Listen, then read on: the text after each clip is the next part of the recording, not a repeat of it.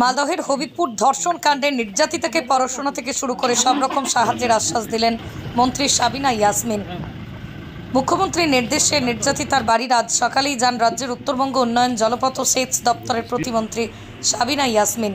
মন্ত্রীর সাথে এদিন উপস্থিত ছিলেন হবিবপুর ব্লকের বিডিও, হবিবপুর ব্লক সভাপতি কিষ্টু মুর্মু, আদিবাসী নেতা অমল কিস্কু, তৃণমূল নেতা পীযূষ মণ্ডল, সমীর সাহা সহ একাধিক তৃণমূল নেতৃত্বরা। আজ মন্ত্রী তাদের বাড়িতে এসে তার পরিবারের প্রতি সমবেদনা জানান এবং তাদের পাশে সবসময় থাকার আশ্বাস দেন। তার পাশাপাশি তিনি জানান যে পরিবার যদি রাজি থাকে তাহলে নির্যাতিতার পড়াশোনার সমস্ত দায়িত্ব নেবে। এছাড়াও মন্ত্রী আরও জানান, বিজেপি এখানে নোংরা রাজনীতি করার চেষ্টা করছে। যদিও ধর্ষক বিজেপি কর্মী হিসেবে এলাকায় পরিচিত, আমি চাই যে দোষী তার কঠোরতম শাস্তি হোক। আপনারা দেখছেন খবর আরামবাগ, যে কথা কেউ বলে না, আপনার পাশে, আপনার সাথে।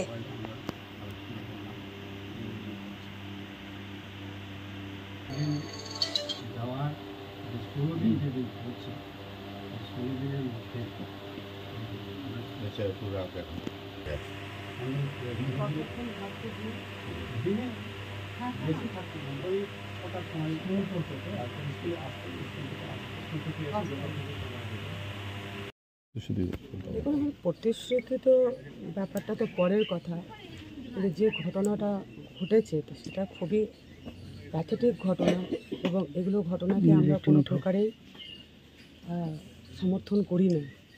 শুধু তাই নয়, এখন সারা রাজ্যে, সারা দেশ জুড়ে এই ঘটনাকে কেন্দ্র করে উতাল পাতাল চলছে। তো আমাদের কাছে প্রত্যেকটি কন্যা সন্তান শুধু আরজি কর কাণ্ডের ডক্টর নয়, প্রত্যেকটা কোনার প্রত্যেকটা আদিবাসী যেমন বোন আছে, জেনারেল কাস্ট হোক, জাতি, ধর্ম, বর্ণ নির্বিশেষে প্রত্যেকটা কন্যা সন্তান আমাদের কাছে খুব গুরুত্বপূর্ণ এবং ওদের প্রোটেকশন দেওয়া আমাদের সকলেরই নৈতিক দায়িত্ব এবং কর্তব্য। বিভিন্ন সমাজের বিভিন্ন, বিশেষ করে পুরুষ শাসিত সমাজের পুরুষদেরও আজকে যে ঘটনাগুলো ঘটে যাচ্ছে বিভিন্ন জায়গায়, শুধু পশ্চিমবঙ্গ নয়, সারা ভারতবর্ষব্যাপী কোথাও না কোথাও প্রত্যেক দিন এক একটা ঘটনা কোথাও না কোথাও কোনো রাজ্যে ঘটে যাচ্ছে।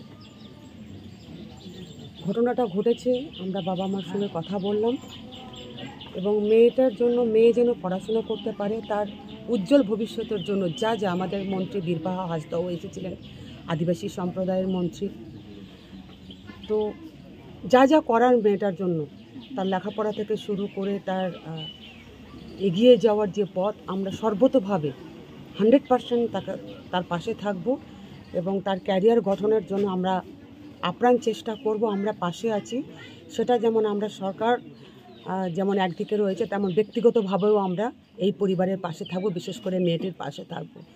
বিজেপি রাজনীতির রং জড়াচ্ছে, কালকে পথ অবরোধ পর্যন্ত করেছে এখানে এমএলএ, এর আগে এমপি এসে না যে বিজেপির রাজনৈতিক, তাদের কাজই হচ্ছে রাজনৈতিক রং লাগানো। আমি মনে করি এই সমস্যাটা যদি সমাধান আমরা করতে চাই, কঠোর আইন আনা দরকার, কঠোর আইন আনা দরকার।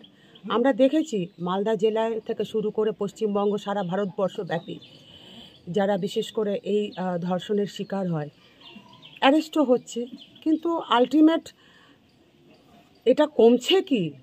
সারা ভারতবর্ষ জুড়ে এটা কমছে কি? এটা ঘটেই যাচ্ছে। এর রেমেডি কি? এটা কমানোর উপায় কি? একমাত্র উপায় হচ্ছে কঠোর আইন।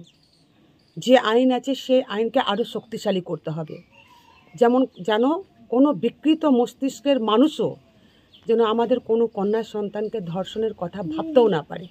এটা হচ্ছে একমাত্র রেমেডি। আর বিজেপি তো ঘোলা জলে সব কিছু তো মাছ ধরতে নেবে। যে বিজেপি আমি শুনলাম কালকে পথ অবরোধ করেছে, আমি মনে করি না যে এই সব ক্ষেত্রে পথ অবরোধ করে অন্ততপক্ষে জাস্টিস, সেটা বড় কথা। আমাদের পুলিশ প্রশাসন সেই দিনই অ্যারেস্ট করেছে এবং কোন বিজেপি আন্দোলন করছে যে আজকে ধর্ষক এই ঘটনার, সে নিজেই বিজেপি কর্মী। তো আগে বিজেপি নিজের ঘর সামলাক, আমি তো বলবো বিজেপি নিজের ঘর সামলাক। এটা রাজনৈতিক আমি বক্তব্য দিতে চাইছি না। এখানে যারা ধর্ষক হয় সে তারা বিজেপির হোক, সিপিএমের হোক, কংগ্রেসের হোক, তৃণমূলের হোক, ধর্ষক। এখানে রাজনীতির রং লাগিয়ে আমরা তাকে কিন্তু খাটো করার চেষ্টা করব না। এটা রাজনৈতিক ঊর্ধ্বে উঠে একজন ধর্ষককে রাজনৈতিক ব্যক্তিত্ব হিসেবে চিহ্নিত করব না, একজন ধর্ষককে ধর্ষক হিসেবেই চিহ্নিত করে আইনগত কঠোর ব্যবস্থা নিয়ে তাকে যেন আমরা ফাঁসির কাঠ মঞ্চে দাঁড় করাতে পারি, সেই অ্যাঙ্গেল থেকে আমাদেরকে দেখতে হবে।